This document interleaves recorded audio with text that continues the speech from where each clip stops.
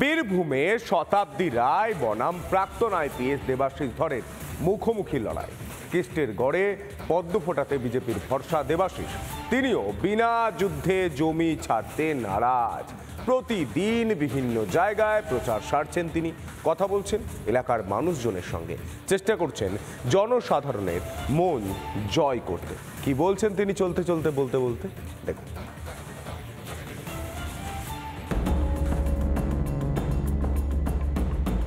অনুব্রত মণ্ডলের গড় হিসেবে পরিচিত বীরভূম, বর্তমানে তিহারে ঠাঁই হয়েছে অনুব্রতর।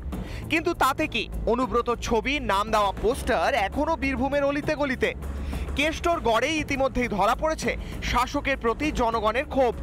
প্রার্থী শতাব্দী রায়কে প্রচারের মাঝেই নানা অভিযোগ জানাচ্ছেন গ্রামবাসীরা। এমন পরিস্থিতিতে বীরভূমের জমি দখলে মরিয়া বিজেপি। বীরভূমের রুক্ষ মাটিতে কি পদ্ম ফুল ফোটাতে পারবেন দেবাশিস ধর? প্রাক্তন আইপিএস অবশ্য মরিয়া চেষ্টা চালিয়ে যাচ্ছেন। প্রত্যেক দিন সকাল থেকে রাত্রি পর্যন্ত কোনো না কোনো এলাকায় তিনি পৌঁছে যাচ্ছেন। গ্রাম থেকে শহর সর্বত্র, কখনো পায়ে হেঁটে, কখনো আবার হুড খোলা গাড়িতে চেপে প্রচার করছেন। সন্দেশখালী যখন পরিবর্তন হয়েছে, বীরভূমে তো ছোট ব্যাপার। বীরভূমের কেষ্টর দাপটেরও অবসান ঘটবে, আশাবাদী বিজেপি প্রার্থী দেবাশিস ধর। কোনো জিনিসই খুব সহজে প্রাপ্য হয় না, মানে গোলাপও কাঁটার মধ্যেই পাওয়া যায়। তো এখন যেটা আমাদের প্রত্যেকটি জায়গা আমরা কভার করবই। আর দু নম্বর কথা হচ্ছে মানুষের মধ্যে যে সাড়া আছে, স্বতঃস্ফূর্ততা আছে। আর আরও যেটা মানুষের আবেগ এবার একটা অন্য মাত্রায় আছে। আমরা মানুষের আবেগকে সঙ্গে নিয়ে যেটা মানুষ চাইছেন সেটার উপরে কনসেন্ট্রেট করছি। বীরভূমে তৃণমূলই মানুষের ভরসা। শতাব্দী রায় ফের জয়ী হবেন বলে দাবি সিউড়ি তৃণমূল বিধায়কের। মমতা ব্যানার্জির যে চিন্তাভাবনা, তার যে প্রকল্প, তার যে উন্নয়ন, এটা মানুষের কাছে একটা মনের মণিকোঠায় জায়গা করে নিয়েছে। এমনিতেই তো কেন্দ্রীয় বাহিনী আছে, আরও বাসুক কেন, ক্ষতি কি আছে? মানুষ নিজের ভোট নিজে দিচ্ছে এবং তারা ভোটের বাসকে প্রতিফলন হবে। 13ই মে ভোটের লাইনে দাঁড়াবে বীরভূমের মানুষ। কোন ফুল ফুটবে বীরভূমের মাটিতে, তা এখন সময়ের অপেক্ষা মাত্র। এখন দেখার যে শতাব্দী রায়ের বিজয় রথ প্রাক্তন আইপিএস দেবাশিস ধর কি থামাতে পারবেন, বীরভূমে রুক্ষ মাটিতে কি তিনি পদ্ম ফোটাতে পারবেন, তাই নিয়ে অবশ্য রাজনৈতিক মহলে জল্পনা তুঙ্গে রয়েছে। বীরভূম থেকে মনোরঞ্জন চট্টোপাধ্যায়, রিপাবলিক বাংলা। দোরগোড়ায় নির্বাচন, 19 তারিখ থেকে শুরু ভোট। তার আগে নতুন করে উত্তেজনা ভাটপাড়ায়। বিজেপির পতাকা টাঙানোকে কেন্দ্র করে বিজেপি কর্মীকে মারধরের অভিযোগ। ঘটনায় পুলিশের বিরুদ্ধে নিষ্ক্রিয়তার অভিযোগ তুলে সরব বিজেপি।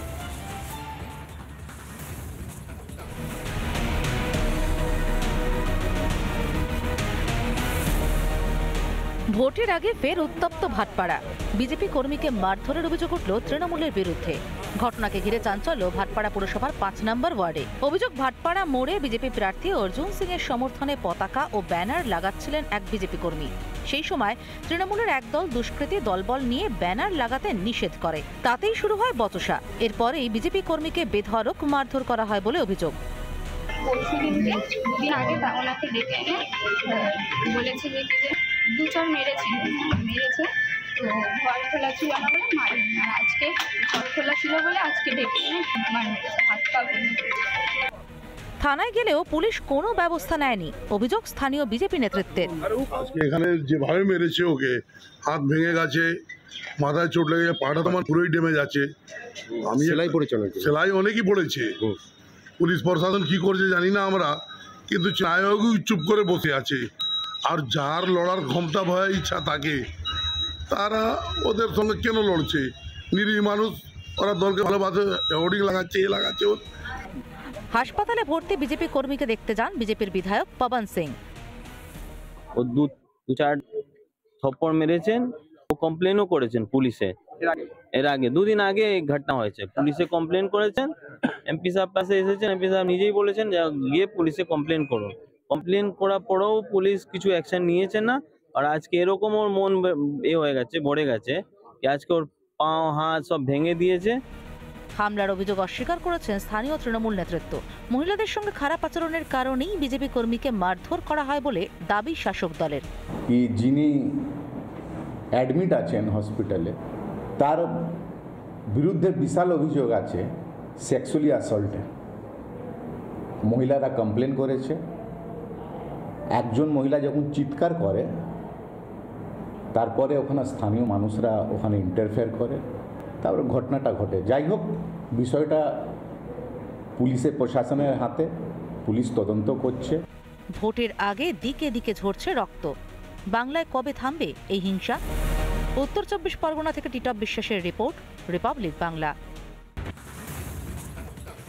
বীরভূমে শতাব্দী রায় বনাম প্রাক্তন আইপিএস দেবাশিস ধরের মুখোমুখি লড়াই। কেস্টের গড়ে পদ্ম ফোটাতে বিজেপির ভরসা দেবাশিস। তিনিও বিনা যুদ্ধে জমি ছাড়তে নারাজ। প্রতিদিন বিভিন্ন জায়গায় প্রচার সারছেন তিনি, কথা বলছেন এলাকার মানুষজনের সঙ্গে, চেষ্টা করছেন জনসাধারণের মন জয় করতে। কি বলছেন তিনি চলতে চলতে বলতে বলতে, দেখুন।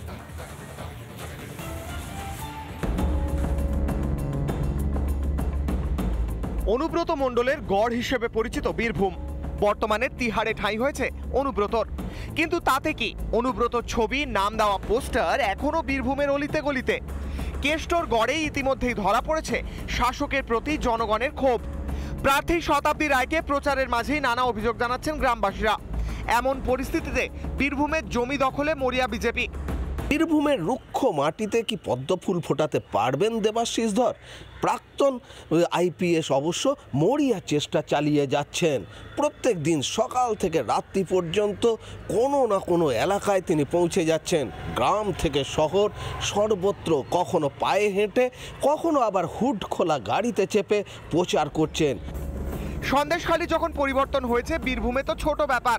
বীরভূমের কেষ্টর দাপটেরও অবসান ঘটবে, আশাবাদী বিজেপি প্রার্থী দেবাশিস ধর। কোনো জিনিসই খুব সহজে প্রাপ্য হয় না, মানে গোলাপও কাঁটার মধ্যেই পাওয়া যায়। তো এখন যেটা আমাদের প্রত্যেকটি জায়গা আমরা কভার করবই।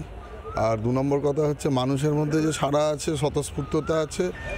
আর আরও যেটা মানুষের আবেগ এবার একটা অন্য মাত্রায় আছে।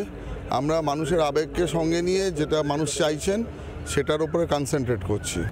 বীরভূমে তৃণমূলই মানুষের ভরসা। শতাব্দী রায় ফের জয়ী হবেন বলে দাবি সিউড়ি তৃণমূল বিধায়কের।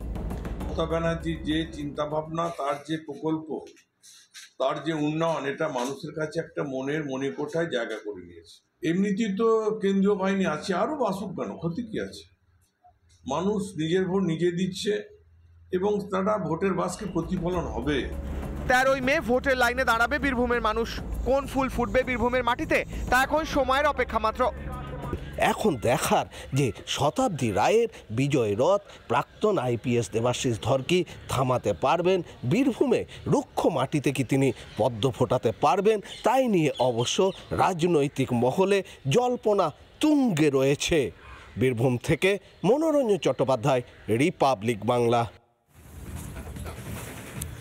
দোলগড়ায় নির্বাচন, 19 তারিখ থেকে শুরু ভোট। তার আগে নতুন করে উত্তেজনা ভাটপাড়ায়। বিজেপির পতাকা টাঙানোকে কেন্দ্র করে বিজেপি কর্মীকে মারধরের অভিযোগ। ঘটনায় পুলিশের বিরুদ্ধে নিষ্ক্রিয়তার অভিযোগ তুলে সরব বিজেপি।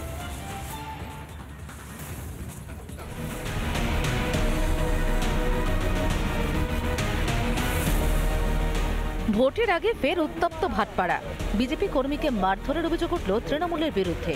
ঘটনাকে ঘিরে চাঞ্চল্য ভাটপাড়া পুরসভার 5 নম্বর ওয়ার্ডে। অভিযোগ, ভাটপাড়া মোড়ে বিজেপি প্রার্থী অর্জুন সিং এর সমর্থনে পতাকা ও ব্যানার লাগাচ্ছিলেন এক বিজেপি কর্মী।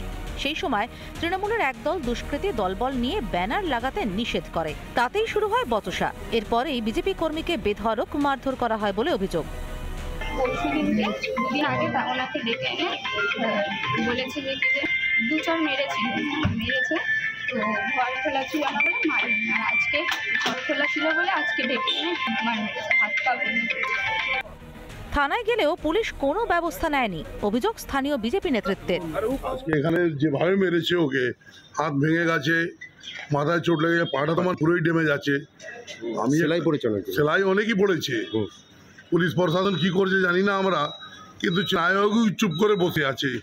আর যার লড়ার ক্ষমতা ভয় ইচ্ছা থাকে, তারা ওদের সঙ্গে কেন লড়ছে? নিরীহ মানুষ, ওরা দলকে ভালোবাসে, হোর্ডিং লাগাচ্ছে, এ লাগাচ্ছে। হাসপাতালে ভর্তি বিজেপি কর্মীকে দেখতে যান বিজেপির বিধায়ক পবন সিং। ও 2-4 থপ্পড় মেরেছেন, ও কমপ্লেনও করেছেন পুলিশে। এর আগে 2 দিন আগে এই ঘটনা হয়েছে, পুলিশে কমপ্লেন করেছেন, এমপি সাহেব পাশে এসেছেন, এমপি সাহেব নিজেই বলেছেন যে গিয়ে পুলিশে কমপ্লেন করুন। কমপ্লেন করার পরেও পুলিশ কিছু অ্যাকশন নিয়েছে না।